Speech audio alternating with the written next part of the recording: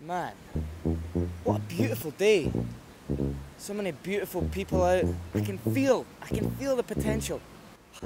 I have to do something. I have to inspire. I have to assume the real aspect of a bodhisattva.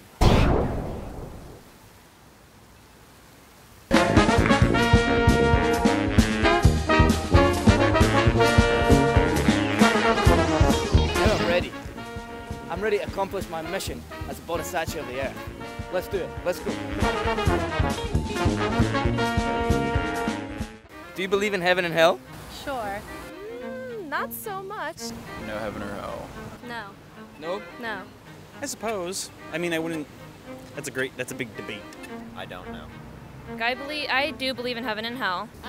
Yes, I do. I do believe in heaven and hell. If there's a possibility of heaven, where do you think it would be?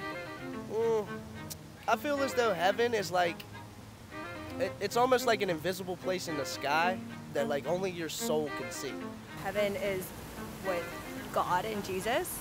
Up, everybody knows that. Heaven is a place where God is for me. Oh my God. Up? I believe it's above us. Heaven is what you want it to be, I think. Naturally, most humans would just think above you in the skies. May I say something about like heaven? Yeah. Something that sometimes, I shouldn't say necessarily bothers me about heaven, but if there's no conflict and there's no issues in heaven, how does that make it like an existence? I mean, not an existence, but an enjoyable existence. I mean, we don't care much for like the issues and the little things that really get to us in life. But then that kind of makes all the fun times, the relaxing times, that much better. How about hell? Where's hell? It's a place you don't want to be. Hell is a place where the devil is. I feel like hell is here. No. It's down. I actually don't necessarily believe that there is a hell.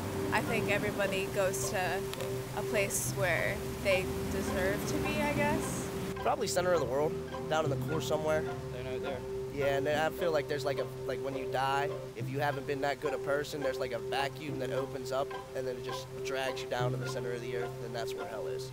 Is the dark lord of evil, all evil. I mean, as we've all learned, it's down, you know?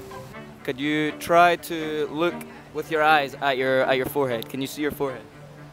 Can I see my forehead? Can you see it? I don't think I can, but I'll try for you. If you really want me to. Yeah. Try and look at my eyebrows. That's impossible. You can't see them? No.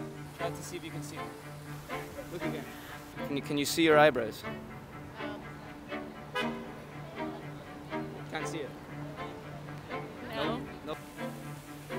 Can you see it? No. I mean, I can try, but...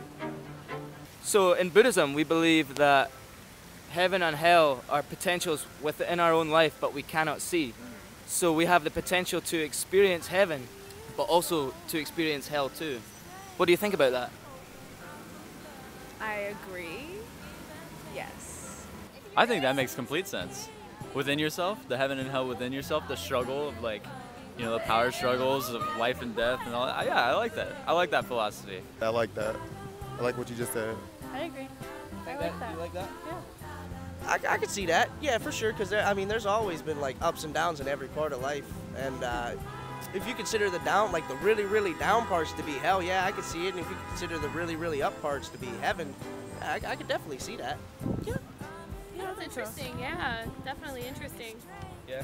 Because like there's good and bad on Earth, so it's like you pick whichever one you want to live with. I agree with that. Yeah? Yeah. Yeah, I mean, it's all up to that individual.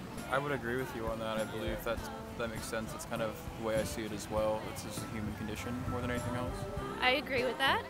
Yeah. Yeah. I always thought that made a lot more sense than a lot of the like afterlife things that a lot of like monotheistic religions had as well. I do think like the state of your mind can be either hell or heaven, because you can have positive thoughts and be a positive person and reflect that onto other people, or if you have horrible thoughts, you push that onto other people. I think you are kind of treating yourself poorly and treating others that way, so I do think in a sense that's correct.